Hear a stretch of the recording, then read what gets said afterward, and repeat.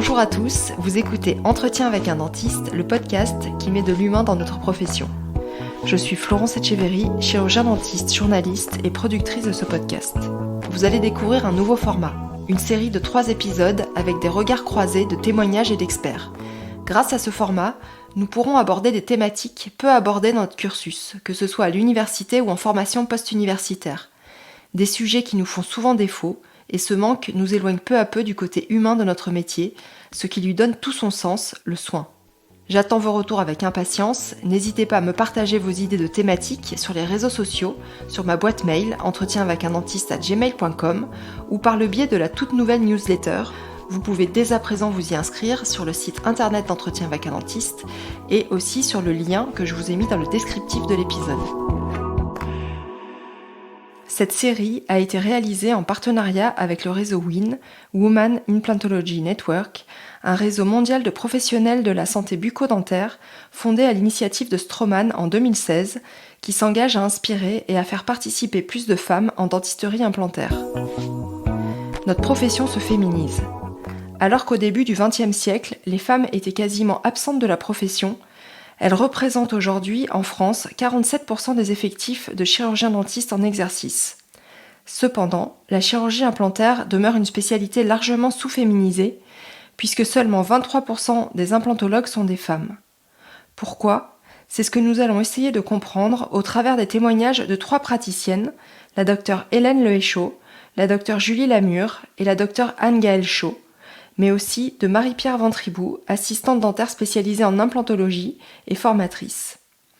Ces témoignages seront éclairés des paroles de 2 expertes, la docteure Nathalie Delphin, présidente du syndicat des femmes chirurgiens dentistes, et Muriel Salle, historienne, maîtresse de conférences à l'Université de Lyon et spécialisée dans l'histoire des femmes. Sororité, la place des femmes en implantologie. La compétence, le talent, il a absolument pas de genre. C'est tu bosses ou tu bosses pas. Après, c'est une question de caractère, je pense. Un niveau d'exigence qu'on va se mettre. Passionné, déterminé. Épisode 1, faire sa place. Dans ce premier volet, nous aborderons comment ces femmes ont fait pour prendre leur place en implantologie. Ont-elles dû faire preuve de plus de présentéisme, de détermination et de volonté ? Est-ce des hommes ou des femmes qui leur ont ouvert la voie ? Ou encore, quels ont été leurs modèles ? Je m'appelle Hélène Lehéchaud, j'ai 42 ans, maman de 4 enfants, mais je suis également chirurgien dentiste. J'ai été diplômée en 2006, je suis installée à la campagne, à Lirey, dans une petite bourgade entre Angers et Nantes. Et je suis aussi attachée hospitalier dans le service d'implantologie.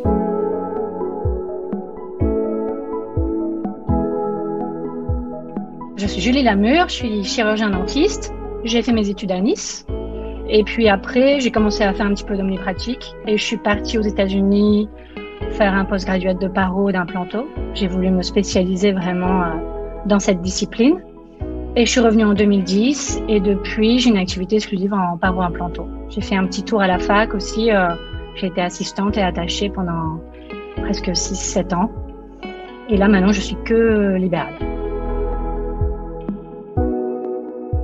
Je m'appelle Anne-Gaëlle, je suis professeure des universités à Nantes. J'ai fait la plus grande partie pour l'instant de mon parcours professionnel à Lyon, où j'étais maître de conférence et je travaillais également au centre anticancéreux. Je suis également maman de 2 grandes filles.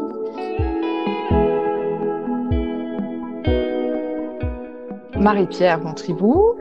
Je travaille en implantologie exclusive dans une petite ville de l'Est de la France, Saint-Dié-des-Vosges, avec le docteur Zarine, qui est spécialisé en chirurgie complexe et chirurgie zygomatique.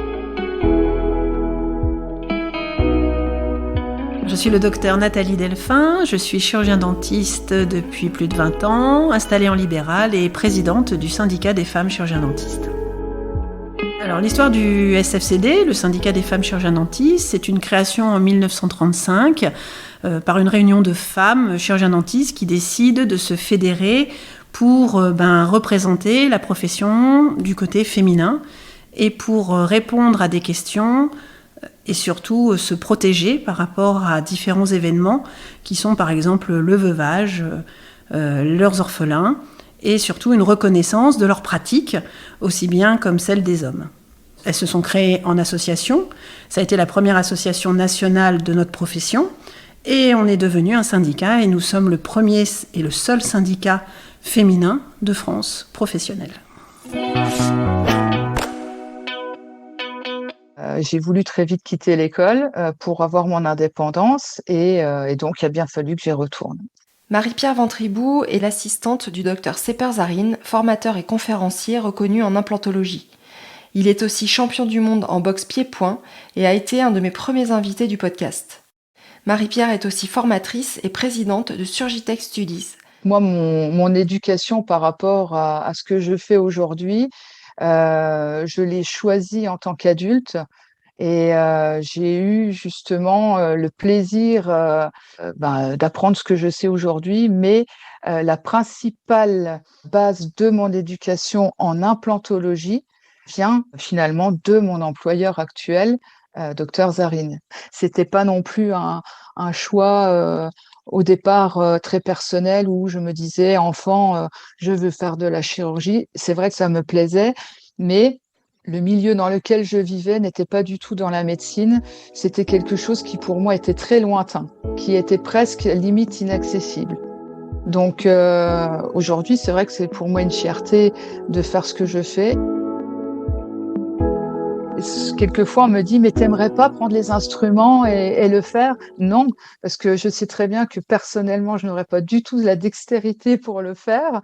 Et donc, j'ai plaisir à voir des choses incroyables et à participer au changement de vie des patients, et malgré tout, sans avoir fait finalement ni dentaire, ni quoi que ce soit. Donc, pour une assistante dentaire qui a l'occasion d'évoluer à ce stade-là, moi, je prends ça comme vraiment une très grande opportunité.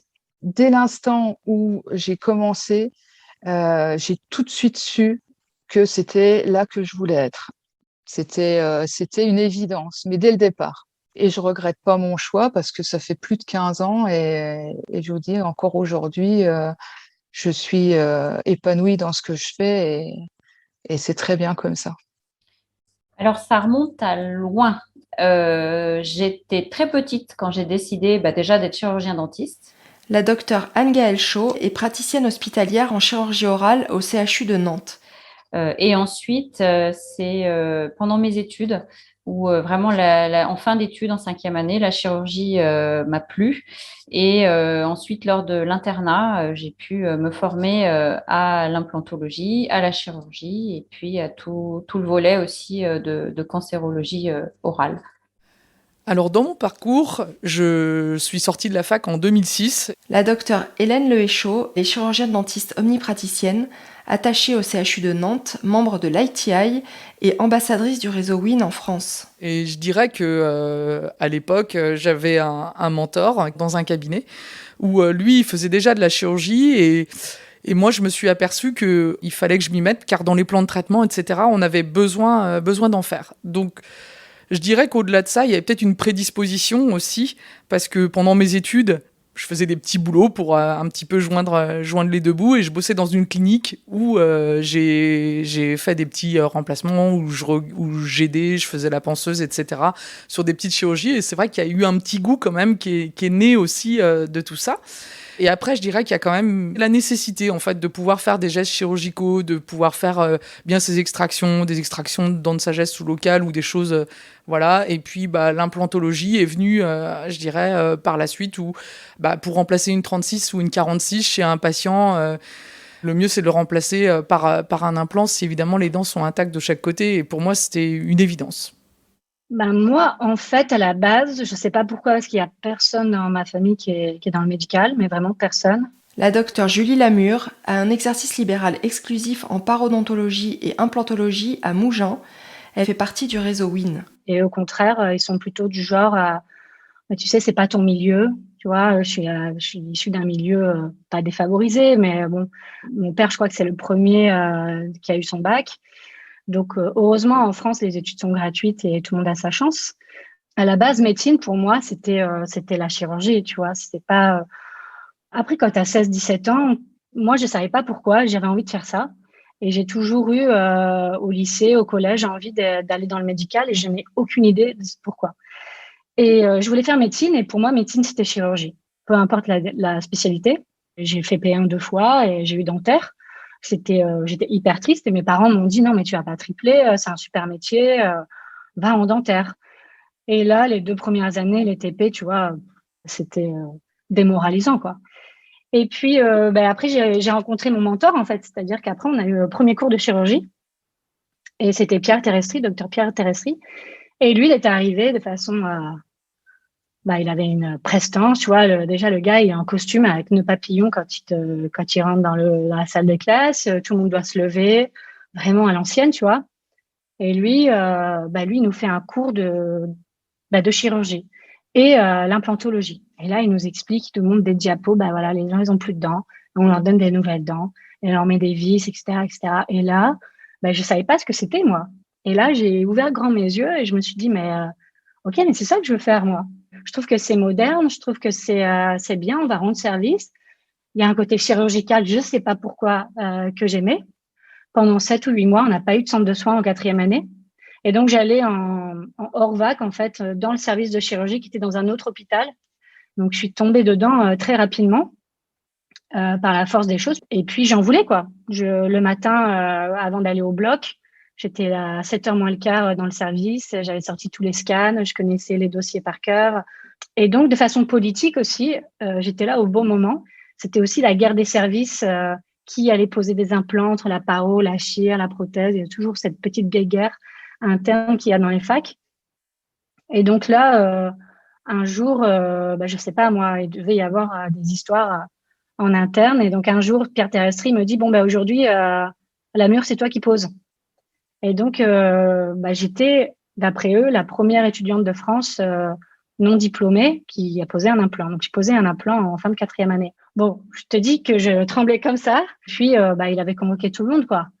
Mais oui, après, c'est normal. Maintenant, les étudiants, moi, après, quand j'étais enseignante, j'ai appris aux étudiants à poser des implants. À ceux qui voulaient, bien sûr, on ne forçait pas.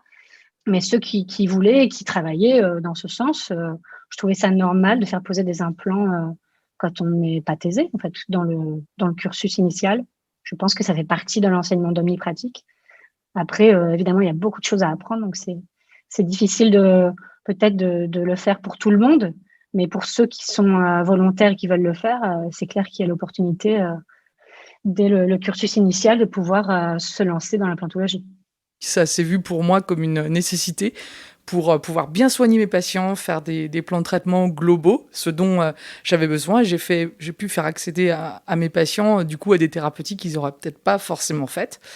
Du coup, je me suis lancée dans l'aventure en planto, avec moi-même de la formation personnelle, et du coup, j'ai aussi intégré l'ITI, et aujourd'hui, je suis fellow ITI depuis 2019, et je me suis engagée aussi dans le réseau féminin WIN, Women in Plant Network, inspiré par Stroman, pour essayer de comprendre un petit peu la place des femmes dans l'implantologie. Les femmes ont eu un rôle particulier dans le domaine de la santé, un peu de toute éternité, j'ai envie de dire, presque, parce que ça fait partie des rôles traditionnels, effectivement, des femmes, d'être des soignantes, en fait. Muriel Salles est une historienne et une universitaire française spécialiste de l'histoire des femmes. Maîtresse de conférences à l'université Claude-Bernard Lyon 1, elle travaille principalement à former des enseignants et enseignantes dans le cadre de l'école supérieure du professorat et de l'éducation. Elle enseigne également aux soignants et soignantes dans le cadre de la faculté de médecine. Elle est impliquée dans le master genre co-accrédité par les universités Lyon 1 et Lyon 2 et enseigne à l'Institut d'études politiques de Lyon. C'est elle qui est responsable de la rubrique santé du magazine Femmes ici et ailleurs. Et donc, il y avait des savoirs traditionnels, des pratiques traditionnelles qui étaient maîtrisées par les femmes et qui se transmettaient par voie orale et qui se déployaient de manière très empirique. Et puis, à partir du moment où on est entré dans ce qu'on va appeler la médecine moderne, l'invention de la médecine moderne, c'est la fin du 18e, le début du 19e siècle. À partir du moment où on invente ce qu'on appelle la clinique, à partir du moment où on applique aussi en médecine ce qu'on appelle la méthode expérimentale, eh bien, les savoirs sont plus des savoirs empiriques et transmis par voie orale. Les savoirs sont institutionnalisés dans des cadres qui sont des cadres universitaires. Et donc, à ce moment-là, les savoirs qui ont trait avec la question de la santé et du soin deviennent l'apanage des hommes parce que, en fait, l'entrée des universités est interdite aux femmes. Mais ce rôle traditionnel, encore une fois, qui reposait sur la transmission de savoir empirique, c'est un rôle principalement féminin pendant finalement une durée de l'histoire bien plus longue que la médecine contemporaine. Petit flashback sur l'histoire des femmes dans la profession. En France, la première femme à avoir obtenu un diplôme de maîtresse dentiste fut Madeleine Françoise Calais en 1740. Quelques-unes suivront tout au long du XVIIIe siècle, notamment Lucile Bradsock, qui a exercé ce métier durant la Révolution française. Par la suite, de plus en plus de femmes exercèrent le métier de dentiste, surtout au cours du XXe siècle.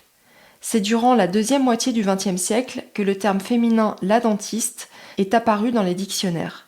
Au début du XXIe siècle, en France, 40 à 50% des dentistes sont des femmes. Dans l'université où j'ai fait mes études, l'accès à l'implantologie a beaucoup évolué les 10, 15, 20 dernières années. Quand j'étais étudiante, je me souviens, et quand j'étais interne, je me souviens que l'accès à l'implantologie était assez difficile et j'ai en particulier en mémoire une de mes co-internes qui faisait régulièrement le café en implantologie. Et donc, l'équipe a été entièrement renouvelée dans le temps, évidemment, et maintenant, c'est plus du tout le cas et ça fait une bonne dizaine d'années que c'est plus le cas du tout. Mais c'est vrai que quand j'étais étudiante, oui, l'implantologie était quand même un petit peu chasse gardée des hommes et des hommes, si possible, avec les tempes légèrement grisonnantes. Alors après, la question, c'est pourquoi ? Pourquoi est-ce qu'il y a eu cette désappropriation accéder au savoir, c'est une idée qui fait rire les gens. On le voit dans la référence à la pièce de Molière. Là, quand je parle de femmes savantes, c'est le titre d'une pièce de Molière qui est une pièce comique. C'est très comique d'imaginer des femmes qui ont des savoirs. Donc, on n'a jamais bien aimé les femmes qui avaient des connaissances. Quand Molière décide d'en rire, j'ai envie de dire que c'est un moindre mal. Il y a aussi des femmes qui ont payé beaucoup plus lourdement le fait d'avoir des connaissances. On sait aujourd'hui que la chasse aux sorcières a fait des centaines de milliers de mortes. Et on s'en est beaucoup méfié pour des raisons qui ont d'abord été des raisons religieuses. La Bible porte quand même un message assez défavorable concernant les femmes quand elles se mêlent de vouloir savoir. C'est l'histoire de Ève. Ève qui cueille le fruit de la connaissance et qui entraîne la chute et la sortie du paradis. Mais aussi pour des raisons pas du tout religieuses, parce qu'au XIXe siècle, pour la peine, ce n'est pas la Bible qui prescrit l'interdit des femmes dans les universités, par exemple. C'est plutôt des arguments pour dire les femmes ne sont pas capables elles ne sont pas capables d'apprendre. Voilà. Dans le fond, en réalité, ce dont on se rend compte, c'est que souvent, quand les femmes accèdent aux professions de santé, elles sont perçues comme des concurrentes déloyales. Ce qui est très symptomatique de ça, par exemple, c'est le fait que quand il commence à y avoir des femmes qui veulent faire des études de médecine, l'organisation professionnelle, ce n'est pas encore l'ordre des médecins à la fin du 19e siècle, mais l'organisation professionnelle est d'accord pour qu'elles fassent les études, mais seulement pour des étrangères, parce qu'on a la garantie qu'elles vont rentrer exercer la profession chez elles. Elles ne vont pas exercer sur le territoire national. Et en fait, on voit là que le problème, c'est l'éventuelle concurrence déloyale, parce que les femmes sont perçues comme exerçant éventuellement à moindre coût. Ça coûterait moins cher d'aller consulter une femme médecin plutôt qu'un homme médecin. Donc, pendant longtemps, on a redouté que des femmes s'installent dans la profession médicale pour ces raisons-là et parce que ça entraînerait une baisse à la fois de rémunération et une baisse de prestige. Donc, on voit qu'il y a toute une série d'arguments, parfois symboliques, parfois religieux, parfois politiques, parfois économiques, mais que finalement, il y a un objectif commun à tous ces arguments, c'est faire en sorte que les femmes, autant que possible, n'accèdent pas à l'exercice d'une profession médicale prestigieuse. Voilà, parce qu'il y aurait à distinguer les professions de soins moins prestigieuses, qui sont traditionnellement féminines et qui le sont toujours restées, comme les infirmières ou les sages-femmes, par exemple. Là, il n'y a pas de problème. Et puis l'accès à des professions qui sont perçues comme symboliquement et pas seulement d'ailleurs, économiquement aussi plus valorisées, comme par exemple la profession de médecin ou peut-être aussi la profession de chirurgien dentiste. Je lui avais demandé s'il m'autorisait éventuellement à faire peut-être des formations pour les assistantes, parce que je trouvais que il y avait vraiment, il y avait rien pour les assistantes, il y avait jamais de prise de parole, il y avait jamais de place dans les congrès pour les assistantes ou les inscriptions. Quand je le voyais partir faire ses formations, je disais souvent, je peux venir moi aussi? Et elle me disait, ben non, il y a pas pour les assistantes. Et je trouvais vraiment que c'était pas juste parce que il n'y a pas de chirurgie sans assistante. Donc je comprenais pas le principe de former quelqu'un et de pas former la personne qui l'accompagnait. Et Dr Zarine a très vite compris l'importance de ce sujet et m'avait gentiment dit, écoutez, proposez-moi quelque chose et puis si c'est bien, on mettra en place. Et j'ai eu donc cette chance de pouvoir commencer à faire de la formation et à pouvoir l'accompagner sur des congrès ou sur des tas de choses comme ça. Parfois en m'inscrivant en tant que docteur, je l'avoue maintenant, mais c'était la seule façon pour moi d'y accéder.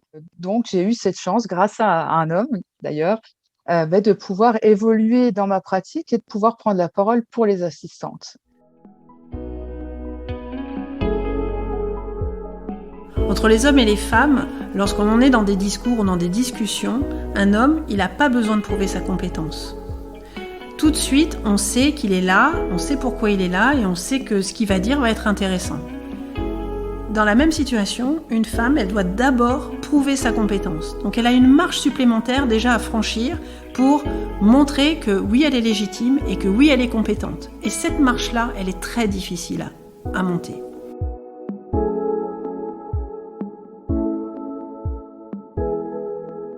Oui, j'ai l'impression d'avoir dû plus travailler pour. C'est pas facile. Je suis exclusive en fait, donc c'est pas facile d'être exclusive et de dire à tout le monde salut, il faut m'envoyer des gens. Alors là, ça fait une bonne dizaine d'années maintenant, donc j'ai un référencement de patients surtout. Mais au niveau des correspondants, c'est vrai que c'est pas. Après, c'est dans ma personnalité. Je suis quelqu'un d'assez réservé. Donc je suis pas du genre à aller taper à la porte et dire allez salut, on va aller boire un coup. Je vais t'expliquer ce que je sais faire. Alors déjà, c'est difficile aussi si tu vas voir un confrère, dire salut, ça va, tu veux boire un verre avec moi? Après, il y a toujours, ça peut être un peu tendancieux. Et ça, c'était un petit peu compliqué de ma part et les choses sont venues petit à petit. Après, j'ai autant de correspondants hommes que femmes. Je vois pas de différence. J'ai pas que des femmes qui m'envoient. Et au contraire, il y a des femmes qui préfèrent envoyer à des hommes. Je sais pas pourquoi. Après, je pense qu'il y a une affinité personnelle. Mais tu vois, mon mari, il est chirurgien oral. Lui aussi, il a des correspondants et il a 7 ans de moins que moi. En fait, c'était mon interne, donc c'est moi qui l'ai formé. Mais lui, il a explosé, quoi. Et ça va hyper vite. En fait, salut, ouais, faut que tu m'envoies. Et ça passe comme ça. Ouais, super, Adrien. Et parfois, il est obligé de dire non, mais tu sais, tu devrais envoyer à ma femme, elle est plus près de toi. En fait, c'est plus simple pour tes patients. Et moi, je sais pas faire ça et elle sait faire ça, etc., etc. Et parfois, je me dis, mais on va où là? Mais bon, et peut-être que c'est ma personnalité, que je suis plutôt assez réservée, que j'ai un peu le syndrome de l'imposteur aussi.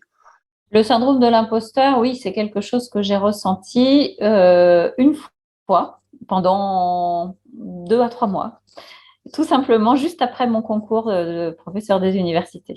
C'est quelque chose qui demande un énorme investissement en temps, en travail, sur des années. Et effectivement, autour de nous, on a forcément des gens qui sont largement aussi valables ou tout aussi valables que nous. Et on se dit, pourquoi moi et pourquoi pas eux?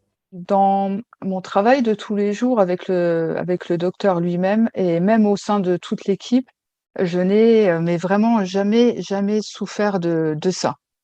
Par contre, j'en ai souffert lors de déplacements professionnels, par exemple à des congrès ou à des différentes formations où on pouvait aller ensemble, des réunions de travail, enfin bon, ce genre de choses où, eh bien, finalement, quand j'arrivais et j'essayais de m'intégrer dans ce groupe de chirurgiens dentistes. Et là, souvent, quand je me présentais, bonjour, ah oui, t'es qui? Parce que dans ce milieu-là, tout le monde se tutoie très rapidement.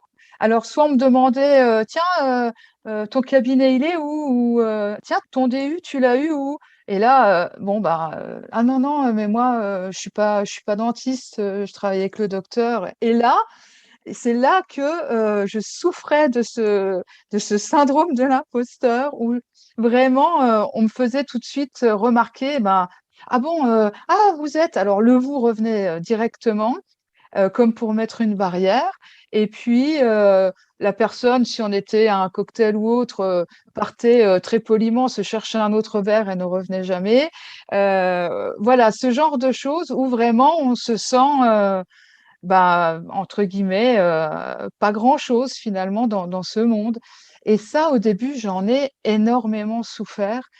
C'est pas parce qu'on n'a pas fait cette année de dentaire que finalement on est mauvais dans ce qu'on fait, mais il a fallu quand même que je travaille sur moi-même par rapport à ça, et je pense que des praticiennes pourraient peut-être souffrir de ça par rapport à ce milieu masculin qui est tellement imposant.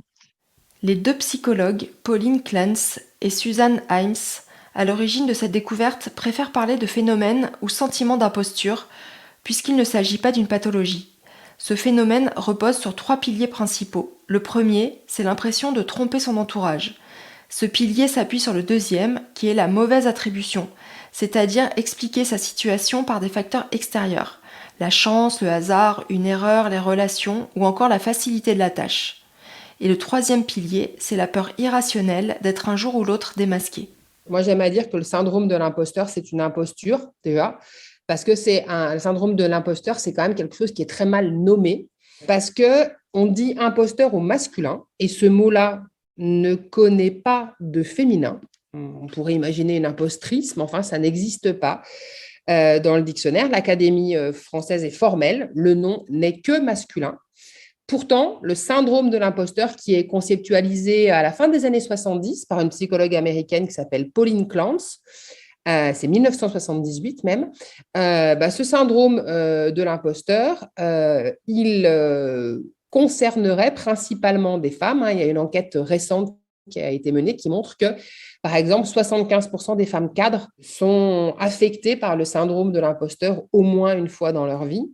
Et d'ailleurs, l'étude qui avait été menée par Pauline Clance pour décrire le syndrome de l'imposteur, elle avait été menée sur 150 femmes, toutes d'ailleurs très diplômées et toutes exerçant des métiers prestigieux. Donc le syndrome de l'imposteur, il a été en quelque sorte conceptualisé, je vais dire les choses comme ça, sur la base d'un corpus, d'un panel de sujets qui sont toutes des femmes. Donc c'est pas très surprenant au final que le syndrome de l'imposteur soit un truc qui concerne principalement les femmes. Alors, pas exclusivement, mais quand même principalement. On peut peut-être en donner une définition, en fait, du syndrome de l'imposteur. Le syndrome de l'imposteur, mais beaucoup de femmes qui écouteront le podcast peut-être voient déjà très bien de ce dont il s'agit, c'est ce désagréable sentiment qu'on n'est pas à la hauteur de la tâche qui nous incombe. Et encore une fois, les travaux aujourd'hui montrent que ça concerne majoritairement les femmes bien davantage que les hommes. Et là encore, l'explication matricielle, c'est toujours la même, c'est cette socialisation différenciée par laquelle on vous a appris qu'il y avait une échelle de valeurs et que le féminin était le bas de l'échelle et que le masculin était le haut de l'échelle. Et que donc, quand on accède à des professions dite masculine, ce syndrome de l'imposteur, il se réveille avec encore plus d'acuité, précisément pour cette raison-là.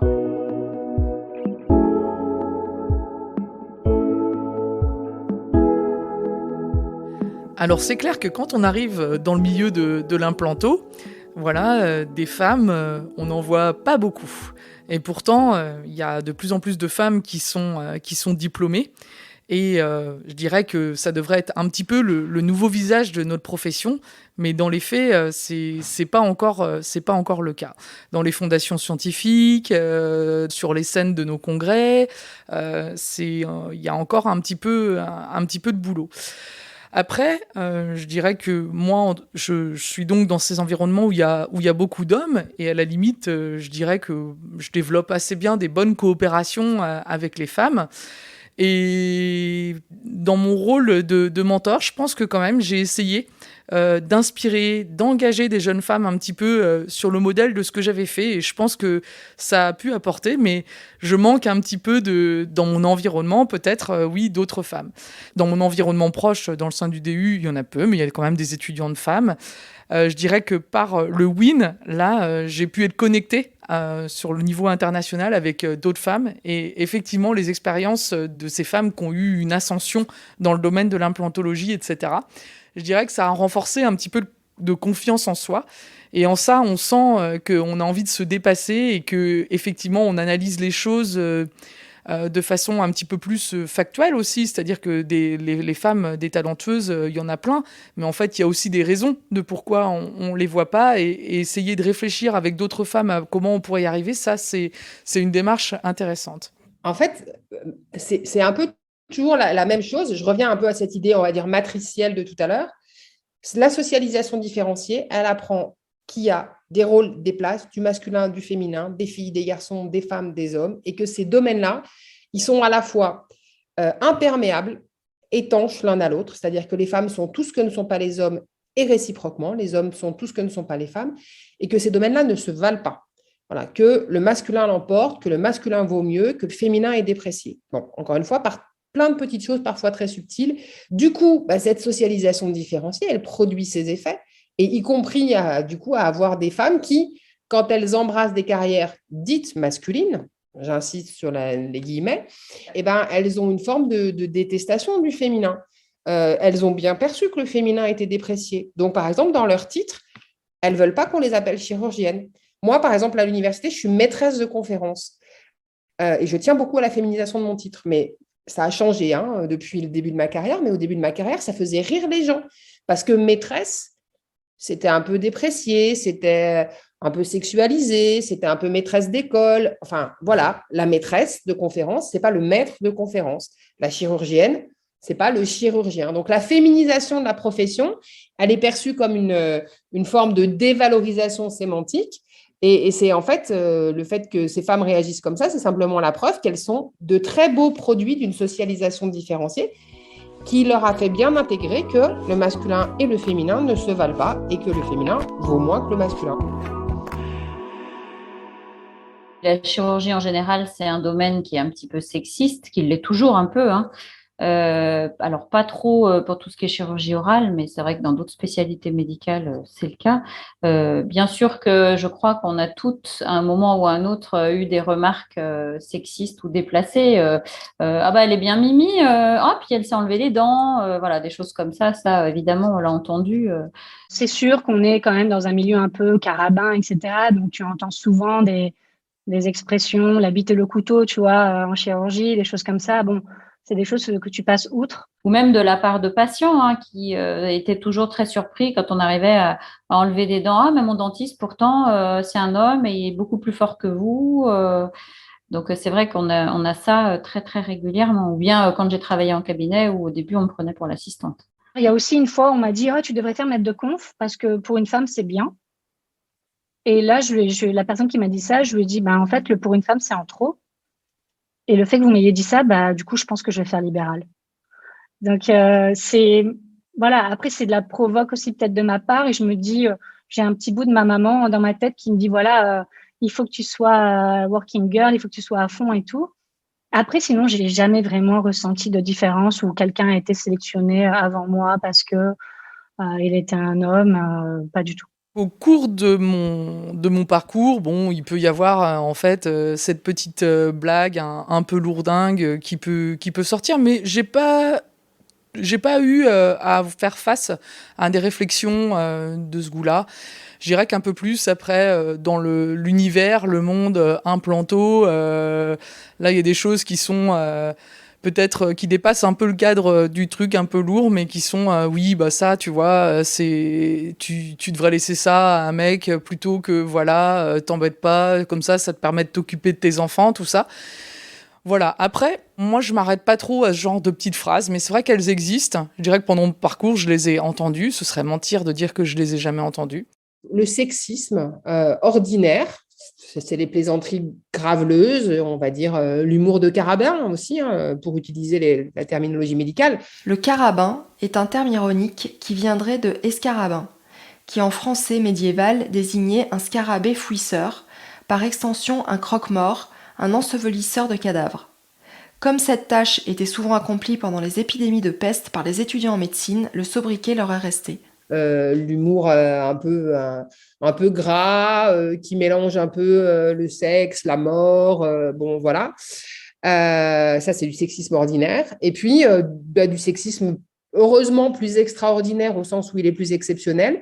Des agressions, par exemple, agressions sexuelles, des agressions physiques, hein, dont les femmes sont parfois victimes dans ces métiers de la chirurgie. Alors ça, c'est un domaine qui a été beaucoup travaillé en sociologie par une sociologue qui s'appelle Emmanuelle Zolesio, qui a travaillé sur les femmes chirurgiens, qui d'ailleurs peinent à accepter qu'on les dise chirurgiennes et qui préfèrent dire qu'elles sont des femmes chirurgiens. Et ce qu'elle montre bien, c'est comment toutes ces pratiques de sexisme plus ou moins ordinaires, en fait, elles participent à construire une culture professionnelle, on va dire, qui est hostile aux femmes.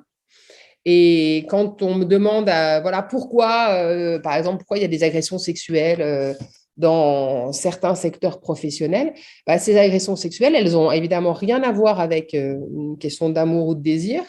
Elles ont évidemment rien à voir non plus avec le fait que les hommes qui s'y livrent soient incapables de contrôler leurs pulsions, hein, mais elles servent à quelque chose, en fait, ces agressions sexuelles. Elles servent à installer de manière extrêmement explicite un climat d'insécurité qui va faire que les femmes ne sont pas à l'aise dans leur milieu professionnel. Et c'est une façon, parmi de nombreuses autres, mais ça c'est une façon particulièrement aiguë et violente, de les rappeler à l'ordre et de leur faire entendre qu'elles sont sur un terrain un terrain professionnel sur lequel elles ne sont pas légitimes. Au niveau des comportements sexistes et de ce que peuvent vivre les étudiantes, et même les étudiants aussi, hein, puisqu'on est quand même, mais c'est globalement, et on le sait bien, sur les violences sexistes, les femmes qui le subissent le plus, c'est hélas quelque chose qui a toujours existé et qui, encore en 2022, continue à exister. Nous, notre travail, il va être d'alerter et surtout de travailler avec l'UNECD, qui est l'Union nationale des étudiants en chirurgie dentaire, pour permettre aux jeunes filles qui se sentent menacées ou qui ont subi des choses qu'elles ont le droit de porter plainte. Dans les violences, quelles qu'elles soient, la victime se sent toujours honteuse et ne veut pas aller porter plainte parce qu'elle se sent contrainte et imagine qu'il va y avoir un risque pour ses études, pour sa carrière, même pour ses amis, elle ne va pas être crue. Et aujourd'hui, la parole, elle doit se libérer, elle doit être comprise, et surtout, c'est fini de dire c'est pas vrai, ça n'existe pas. On ne peut plus mettre ça sous le tapis. Il n'est hors de question qu'en dans les milieux que l'on dit carabins, évidemment, on a tous chanté des chansons et on s'est tous amusés, mais il y a des comportements qui sont inadmissibles. Et ça, nous, notre rôle, c'est de toujours dire que c'est inadmissible, que les filles et les femmes ont le droit de porter plainte et que les instances administratives universitaires doivent les écouter et en prendre les conséquences. On ne doit pas protéger ce genre de personnage qui se permet des choses sous prétexte que ça se faisait avant et que ça doit continuer. La relation qu'il y a au niveau universitaire hospitalier est quand même une relation de prof et d'élève. On n'est pas sur un état d'égalité. Et il y a cet élément de subordination que les étudiantes subissent, et c'est pour ça qu'elles ne disent rien. Et là, aujourd'hui, nous, notre rôle, c'est d'accompagner justement toutes ces étudiantes qui se sentiraient menacées et qui veulent aller porter plainte. Moi, je m'en occupe par exemple beaucoup à Sciences Po. J'ai des étudiantes agressées par des étudiants. Les étudiants à Sciences Po ne sont pas des barbares, ne sont pas des sauvages sans éducation, on est même plutôt du côté du haut du panier, entre guillemets, au moins socialement, quoi. Ça ne protège pas du tout. Alors, tout le monde a l'air de s'étonner. Alors, d'abord, la première chose, c'est de dire quand même que les violences faites aux femmes, ce n'est pas un truc qui serait l'apanage des pauvres ou de certaines catégories de population, hein. Les violences domestiques, c'est dans tous les milieux, y compris les milieux les plus favorisés. Mais je ferme cette parenthèse-là. Mais c'est surtout parce qu'à un moment, il faut dire, je crois, de manière très claire, que les violences sexuelles, elles servent à quelque chose. Elles servent de rappel à l'ordre. Elles rappellent aux femmes qu'elles n'ont pas le droit de se promener quand elles veulent, dans la tenue qu'elles veulent, dans l'espace public, par exemple. Voilà, que la nuit, elles sont mieux chez elles que dans la rue avec éventuellement des amis. Bon, voilà, c'est un rappel à l'ordre. Et ce qui vaut pour l'espace public vaut aussi pour l'espace professionnel. Les violences sexuelles, elles servent à vous rappeler que vous n'êtes pas sur un terrain sur lequel vous avez légitimement le droit de vous trouver et donc sur lequel vous pouvez vous sentir en sécurité. C'est vrai que quand j'ai commencé mon activité, physiquement, j'avais l'air jeune. Et puis, on est jeune, 25 ans, quand on sort, on est tout jeune. Oui, il y a des patients qui sont peut-être un peu plus âgés, qui ont moins l'habitude que la profession se féminise. Et donc, au départ, et même au centre de soins, on m'a toujours dit, mais vous savez quel âge? Et puis, on m'a dit souvent, mais est-ce que vous savez faire ça? Là, ça vient de moins en moins quand même, parce que je prends des rides. Mais on me demande encore, est-ce que vous faites ça? Est-ce que vous faites ça souvent, etc. Et donc, je leur dis, oui, je suis exclusive. Donc, si votre praticien vous envoie. Et donc, quand c'est des hommes qui m'envoient vers moi, ils sont même, pour les personnes plus âgées, ils sont même un petit peu impressionnés. Les stéréotypes de genre, je pense qu'actuellement, viennent majoritairement des patients et moins en tout cas des confrères. Des patients, on en a encore plein qui nous disent est-ce que vous allez y arriver? Mon dentiste, il est grand et costaud, et vous, non. Donc, comment est-ce que vous allez faire pour enlever la dent?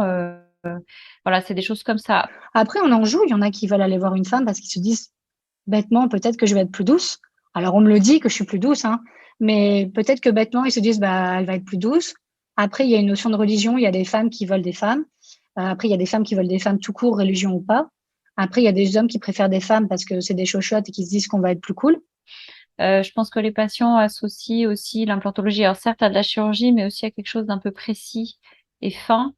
Et au final, c'est des qualités qui sont attribuées plus aux femmes.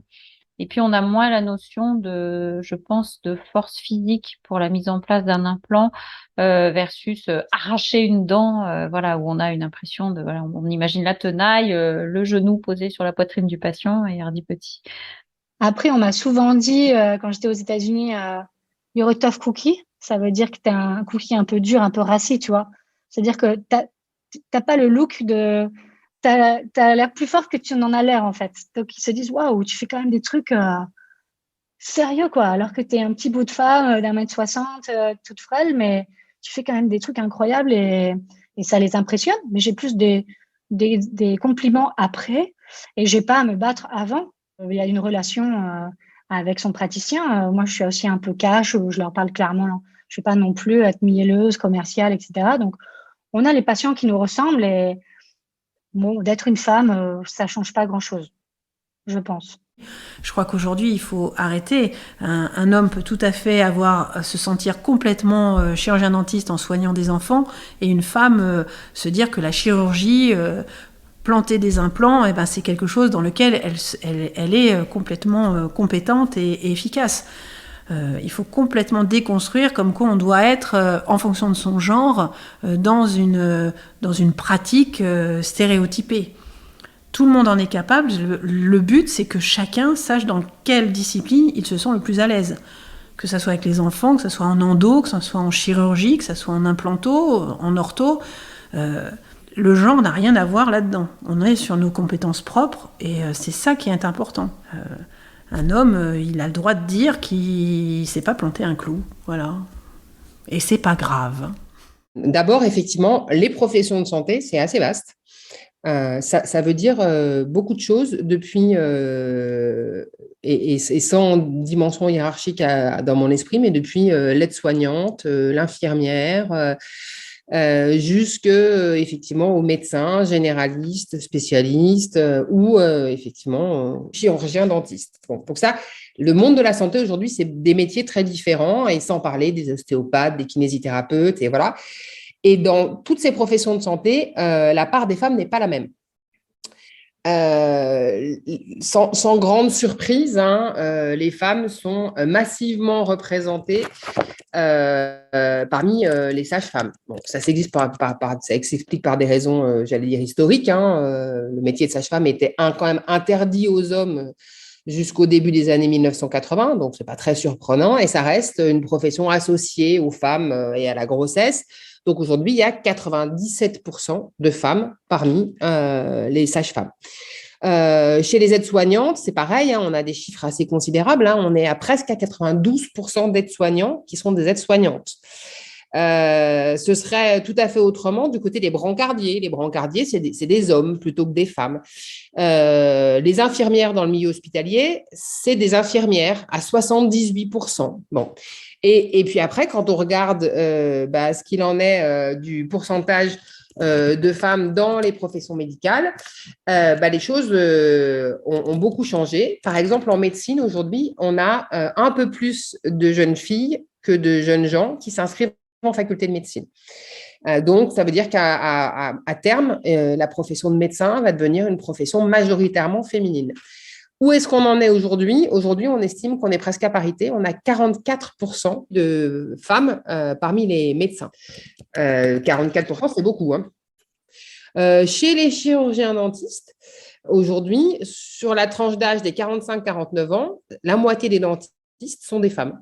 Donc, la profession, elle s'est largement féminisée, encore une fois, mais c'est quand même plutôt quelque chose de relativement nouveau, hein, qui a, je dirais, une génération, quoi. Ça fait une trentaine d'années que les femmes sont plus seulement dans des professions de santé classiquement féminines, sage-femme ou infirmière, mais partent aussi à l'assaut, entre guillemets, de professions qui étaient jusque-là réputées masculines, comme la médecine en général, comme la dentisterie peut-être en particulier, et y compris comme la profession de chirurgien.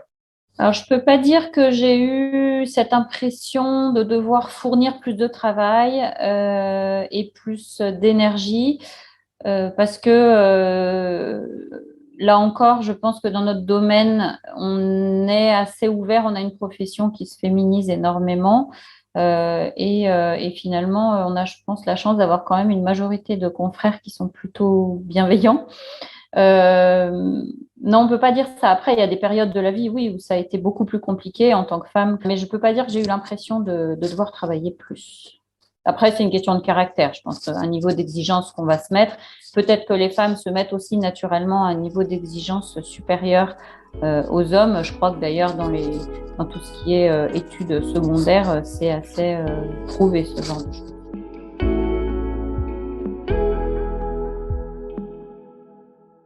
Même si les choses évoluent, la profession d'assistante ou d'assistant dentaire est majoritairement représentée par des femmes.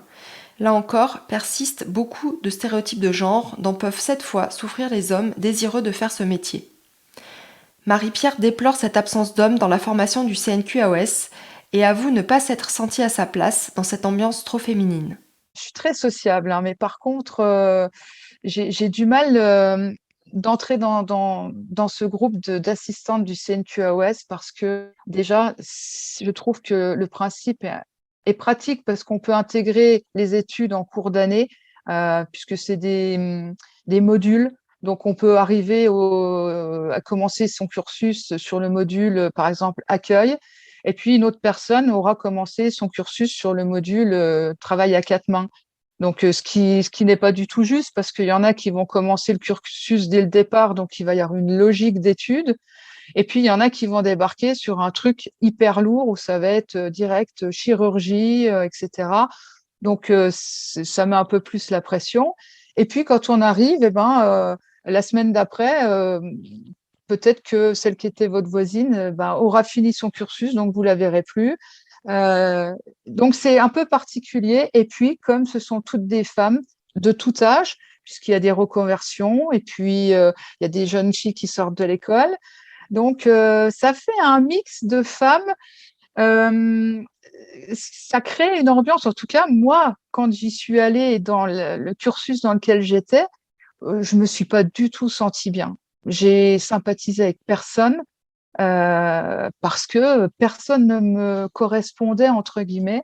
Et puis comme souvent quand il y a des femmes entre elles, c'est pas forcément toujours bienveillant.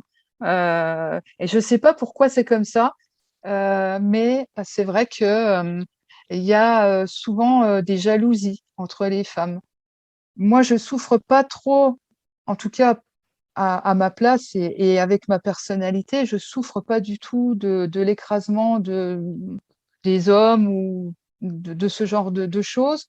Mais par contre, j'ai plus de mal avec les groupes de femmes parce qu'il y a trop de jalousie ou je sais pas comment expliquer ça. Mais voilà, donc moi, le cursus CNQAOS m'a pas épanouie, franchement. Et je pense que s'il y avait plus d'hommes dans ce cursus, ça serait aussi plus agréable parce que ça équilibrerait. Moi, je pense que les femmes entre elles, c'est les pires en fait. Je pense qu'elles se jugent, parce qu'une femme peut juger une femme, elle sait comment elle est.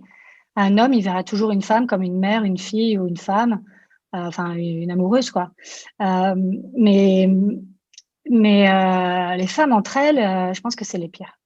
Et, en université ou à la fac ou au lycée, les profs, ouais, les pires des pots de vache, c'était les femmes en fait, souvent. Les hommes ont toujours été.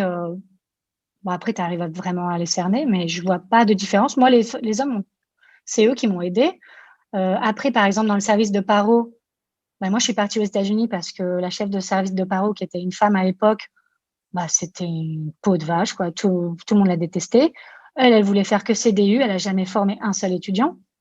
Et donc, quand j'ai voulu faire de la paro, alors que j'étais en chir, bon, la chir, ils ont fait un peu la tête et je leur ai dit non, mais moi, je trouve qu'il faut faire aussi de la paro parce que bah, les gens, ils perdent leurs dents parce qu'ils ont de la paro. Donc, mettre des implants dans des bouches sales, ça m'intéresse pas. Les tissus mous, c'est hyper important. Et je pense que tout est complémentaire. Et donc, j'ai voulu me former en paro et j'avais pas été bien formée par cette chef de service qui voulait qu'on fasse que des détartrages et des surfaçages et qui nous interdisait l'accès au bloc, alors qu'en chir, la porte était ouverte. Et donc, après, elle est partie à la retraite. Mais bon, c'est un peu grâce à elle si je suis partie à l'étranger, parce que je voulais voir autre chose et que ça m'ennuyait de devoir m'inscrire à son DU. Et quand je suis revenue, bah, elle était plus chef de service et c'était son second qui est passé chef. Et lui, au contraire, après, quand je suis revenue, m'a ouvert la porte, m'a dit, bah, écoute, si tu veux, il y a une place d'assistant, enfin, d'attaché d'assistant. Il a reconnu mon diplôme et il m'a proposé aussi il m'a poussé à faire un doctorat. Il m'a dit, ah, bah, c'est dommage que je t'arrête là, si tu veux. Mais, les femmes ne m'ont jamais dit, ouais, t'es une femme, c'est super. J'ai pas eu de passe-droit, en tout cas. À aucun moment, une femme s'est dit, bah, tiens, c'est super qu'il y ait une femme et je vais privilégier une femme. Une femme, elle va jamais privilégier une autre femme. Je pense qu'elle va plus regarder au mérite. Et j'ai pas vu de sexisme non plus envers elle, mais elles sont dures. Voilà. Il y aura pas de favoritisme pour une autre femme, en tout cas. En tout cas, je l'ai pas vu. Effectivement, on constate souvent que quand des femmes arrivent à des postes, on va dire, de pouvoir ou des postes enviables, on se dirait, a priori, on aurait tendance à se dire, ah ben, elles vont faire la courte échelle aux autres femmes, et c'est souvent pas ce qu'on observe. Alors, ça porte un nom particulier, ça, un peu imagé, mais c'est quand même un terme de sociologie. On parle du syndrome de la reine des abeilles. Le syndrome de la reine des abeilles, c'est ça, c'est cette situation des femmes qui ont réussi, qui ont pris du coup du pouvoir et qui ne font pas émerger d'autres reines, parce que vous voyez à peu près comment fonctionne une ruche, mais peut-être on va le réexpliquer pour celles et ceux qui ne seraient pas apiculteurs ou apicultrices dans l'âme. Dans une ruche, il y a une seule reine. Et pour le reste, il y a des ouvrières, donc des abeilles on va dire, de second rang. Bon, ben voilà. Ça fonctionne dans l'entreprise, ça fonctionne à l'université, ça fonctionne dans votre domaine professionnel aussi, j'imagine, en implantologie. Et ça s'explique aussi, je refais le lien avec la question précédente, par ce qu'on appelle la socialisation différenciée. Dans l'éducation qu'on donne aux filles et aux garçons, vous regarderez par exemple quel type de propositions on fait en termes de pratiques sportives. Très tôt, les garçons, ils apprennent à jouer collectif. Ils apprennent à faire équipe et à faire équipe avec des pairs, PAIRS, donc les mêmes qu'eux. Voilà. Donc, ils font des boys bands, des boys clubs, des groupes de garçons, des équipes de foot. Enfin, les garçons, ils apprennent à faire corps avec d'autres garçons. Les filles, elles reçoivent une éducation qui les invite bien davantage à l'individualisme.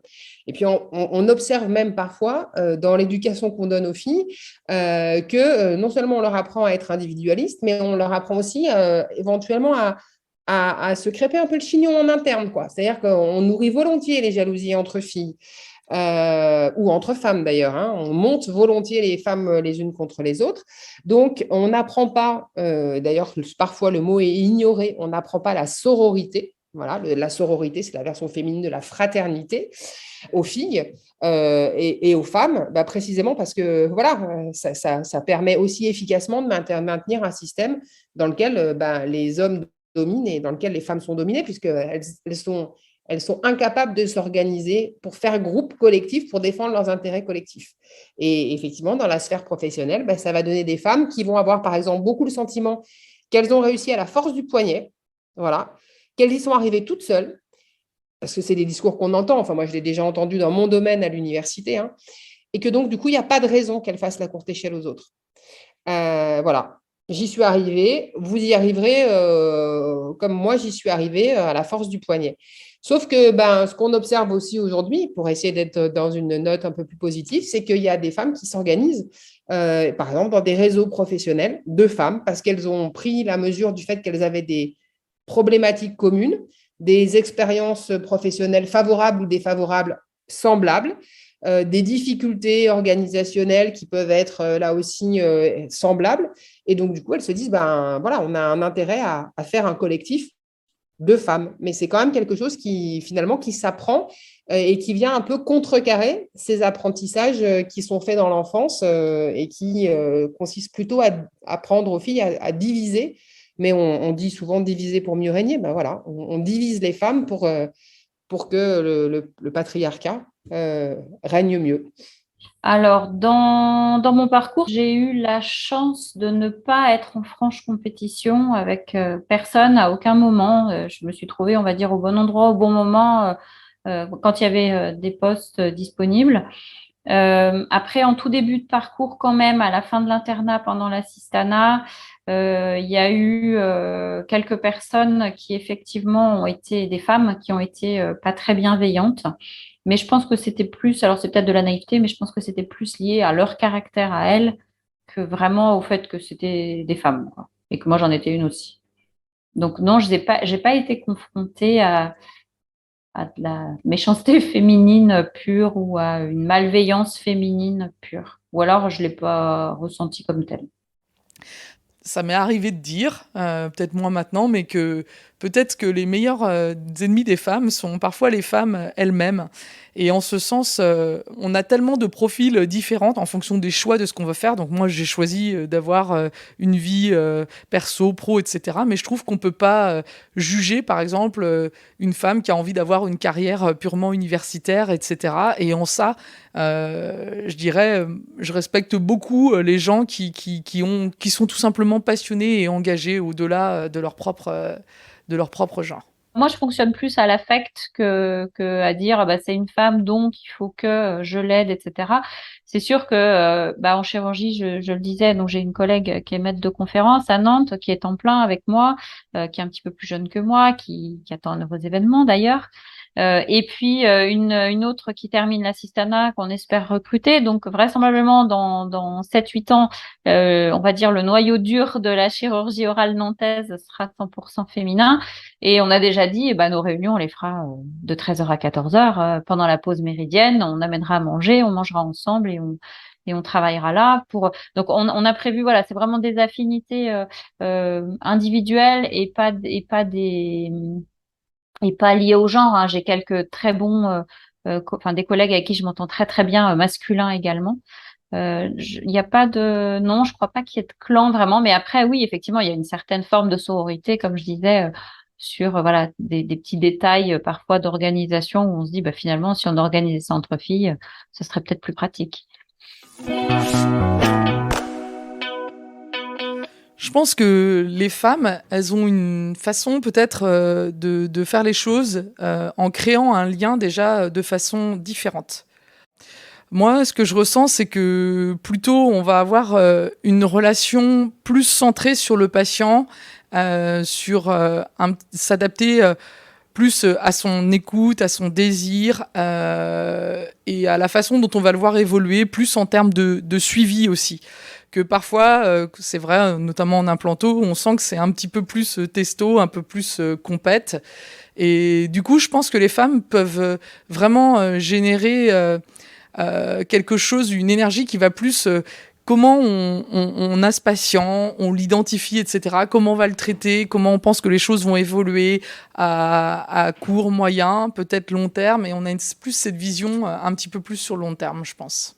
Il y a des moments où typiquement, quand, par exemple, René Gourmet est parti en retraite en 2008, où avec mon collègue, on s'est retrouvés tous les deux à gérer l'unité d'odonto au centre anticancéreux. On a un peu été, entre guillemets, poussés dans le grand bain d'un coup, et au final, on s'en est bien sortis. Donc, c'est vrai que ça aide à prendre confiance. On était contents d'être tous les deux, mais c'est plus, oui, plein de petits événements comme ça, successifs. Mais ouais, peut-être il y a ça qui m'a aidé à prendre confiance, à me montrer que j'étais capable de gérer une structure, de gérer voilà, des collègues même, voilà, des plannings, un secrétariat. J'ai voulu savoir quels avaient été les mentors ou mentoresses, si, même si ça peut vous surprendre, le féminin existe, qui avaient inspiré mes invités. Je dirais que pendant mes études, j'ai eu aussi beaucoup de chance. C'est que j'ai eu un parcours voilà, où j'ai pu rencontrer des professeurs. Aujourd'hui, notre chef de DU, Alain Horner, qui, lui, c'est une personne qui m'a suivi déjà pendant mes études. Après études, voilà, je me suis engagée dans le DU d'implanto, etc. Et puis après, qui m'a toujours boosté à me dire allez, on fait le DU, allez, on se booste sur d'autres projets. Et ça, c'est une personne qui m'a toujours boosté, et j'ai jamais senti de différence entre guillemets sur le fait que je sois une femme, parce que c'est des personnes où on ressent vraiment que la compétence, le talent, il a absolument pas de genre. C'est tu bosses ou tu bosses pas. Donc là, ça, c'est des personnes qui vraiment comptent beaucoup pour moi. Il y a une assistante qui m'avait beaucoup inspirée, et d'ailleurs c'est sa rencontre qui m'a vraiment confortée dans le fait que je voulais faire de la formation et mettre les assistantes en avant. C'était Martine Jacquard, qui travaille toujours. J'avais été à une de ses formations et j'avais vraiment fait une belle découverte parce que c'est une femme qui est passionnée, qui est passionnante, et qui finalement, c'était la seule que j'avais trouvée à l'époque, il y a de ça plus de 10 ans, oh oui, 15 ans, qui proposait des choses. Alors, à l'époque, quand je suis allée la voir, moi, je travaillais déjà avec le docteur depuis quelques années. On avait déjà nos formations. Mais quand j'avais vu ce qu'elle faisait, je m'étais dit, tiens, je vais m'inscrire pour voir un petit peu comment ça se passe.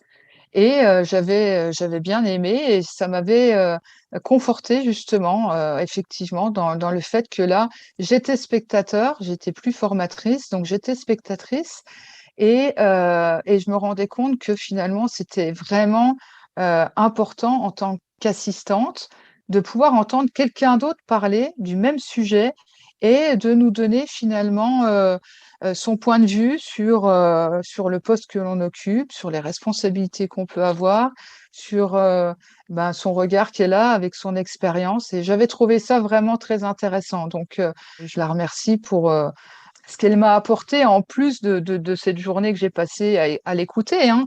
Mais ça a été plus personnellement que ça m'a apporté quelque chose. Alors, dans mon parcours, il y a eu des femmes qui ont été inspirantes. Je pense en particulier à une collègue qui est retraitée maintenant, mais qui a été présidente d'université. Alors, c'était pas à Lyon, mais qui est une femme qui a mené une carrière absolument brillante, qui s'est investie pour les autres énormément et pour la profession dans sa carrière. Donc oui, elle m'a énormément inspirée. On peut la citer, c'est Martine Baudet, qui était à Clermont-Ferrand. Et voilà, c'est quelqu'un qui a eu une carrière absolument fabuleuse. C'était une pionnière. À son époque, entre guillemets, il y avait très peu de femmes qui arrivaient à ce niveau-là. Et puis, plus au quotidien, des collègues qui ont pu effectivement me tendre la main de manière plus ou moins ponctuelle. Mais mes mentors principaux ont été des hommes. docteur Christine Romagna, qui est une femme vraiment exceptionnelle et que j'aime beaucoup, qui est très inspirante aussi parce que quand elle a fait des formations, des congrès, des choses comme ça, elle a dû à l'époque souffrir énormément aussi de ce regard masculin. C'était pas aujourd'hui, c'était il y a déjà quelques années. Il devait pas y avoir beaucoup de femmes en fait qui prenaient la parole. Et c'est une femme que j'apprécie et que j'estime énormément. Dans ce parcours hospitalier universitaire, oui, j'ai 3 personnes qui ont joué un rôle de mentor ou en tout cas qui m'ont beaucoup aidée d'un point de vue strictement clinique et technique chirurgical, mais pas que, puisque c'est quelqu'un qui humainement aussi a un point de vue assez original et très pertinent et je pense très formateur pour un jeune praticien. J'ai un confrère qui est stomatologue qui m'a appris beaucoup de choses, chez qui j'ai fait des stages. Et puis, sinon, après, j'ai eu vraiment, moi, je les appelle en rigolant un peu mes papas dans le travail, où j'ai eu la chance à la fac de Lyon d'avoir vraiment mon mentor Jean-Loup Couder, qui était mon prédécesseur en fait en chirurgie. Et avec qui je suis toujours en contact. C'est vraiment voilà plus qu'un maître en fait, je pense qu'on se considère presque de la même famille. Et puis au centre anticancéreux où j'ai pu travailler avec René Gourmet qui également m'a accompagnée tout au long du parcours dans l'apprentissage, mais aussi au niveau humain. Par rapport à entre guillemets l'appui d'hommes dans ma vie professionnelle, déjà docteur Zarine a une très grande place forcément. On passe nos journées à travailler ensemble, on fait des formations, des congrès, donc pour moi, c'est un mentor. Je veux dire, c'est vrai que quand je le regarde travailler, encore maintenant, je me dis, mais j'ai une chance incroyable. Donc, j'apprends énormément avec lui. Il m'a beaucoup mis en avant et je le remercie énormément pour ça. Pour moi, si je suis là où je suis aujourd'hui, c'est en très grande partie grâce à lui. S'il m'avait pas ouvert les portes, honnêtement, même avec toute l'énergie que j'ai en moi et la passion que je peux avoir en moi, s'il n'avait pas été sur ma route et s'il m'avait pas aidé, je ne serais pas là où je suis, c'est certain.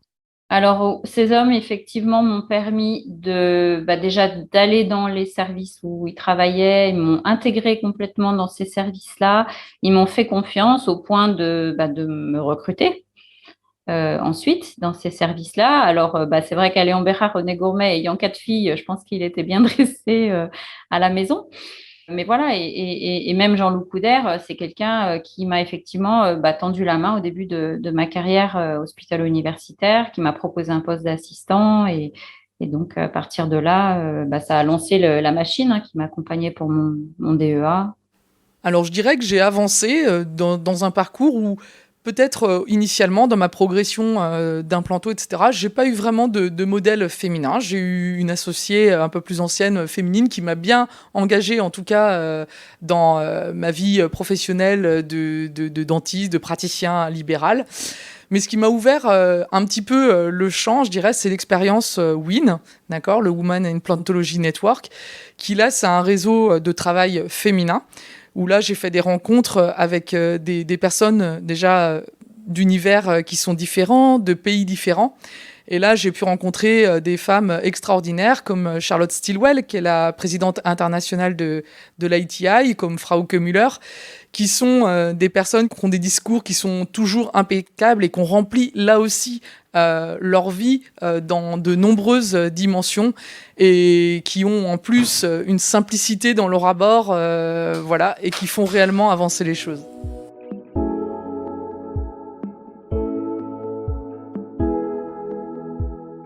La légitimité, je trouve que c'est quelque chose, alors là aussi c'est un ressenti, mais est-ce qu'un jour on peut vraiment se sentir légitime dans ce qu'on fait? Je sais pas, je pense que le fait de se remettre en question, c'est aussi une façon soit de progresser, on apprend tous les jours au moins au niveau relationnel, avec les gens qu'on rencontre, avec nos étudiants, avec les questions qu'ils vont nous poser, avec les patients, où on n'a jamais deux fois exactement le même problème ou la même solution à leur proposer, et eux ne vont pas réagir toujours de la même façon. Donc je sais pas si... Non, je pense que j'ai toujours pas réglé le problème de la légitimité, en fait. Et je sais pas si je le réglerai un jour. Mais je sais pas si je souhaite le régler, en fait.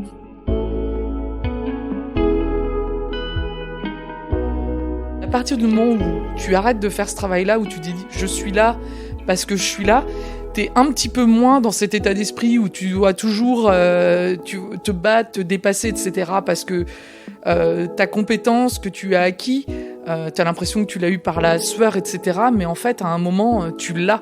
Et aujourd'hui, à 42 ans, je pense que je suis dans une position où je suis un petit peu plus d'assise et je suis peut-être moins dans cette surenchère où je me dis, allez, il faut toujours aller plus loin, etc. Voilà. Ce que tu as fait, tu l'as. Après, comment y arriver ? Bah, tu le sais, c'est du travail. C'est toujours du travail. Quoi qu'il arrive, qu'on soit homme ou femme, on n'arrive pas quelque part ou dans une position, etc. sans avoir travaillé. Je pense qu'il faut sortir un petit peu de ça.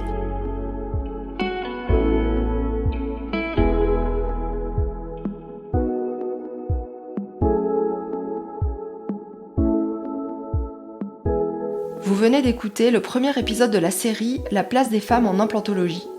Pauline Bussy du Son Libre a assuré le montage, Maxime Wathieu a composé le générique et l'habillage sonore, c'est Guillaume Denot de Dans les Dents qui a réalisé les illustrations. Merci à Hélène Lehéchaud, Julie Lamure, Anne-Gaëlle Chaud, Marie-Pierre Ventribou, Nathalie Delphin et Muriel Salle pour leur participation. Merci également au réseau WIN pour leur confiance dans ce projet. Retrouvez Entretien avec un dentiste sur les réseaux sociaux, Instagram, Facebook, LinkedIn. Vous pouvez écouter les épisodes sur votre plateforme d'écoute préférée et sur YouTube. Et surtout, n'oubliez pas de laisser des étoiles et de partager pour permettre à d'autres de le découvrir. Je vous rappelle que vous pouvez vous abonner à la newsletter, un nouveau rendez-vous mensuel dans lequel je vous partagerai les actualités du podcast, une rencontre avec un invité surprise et mes découvertes de lecture, podcasts, films ou médias en lien avec la thématique du mois.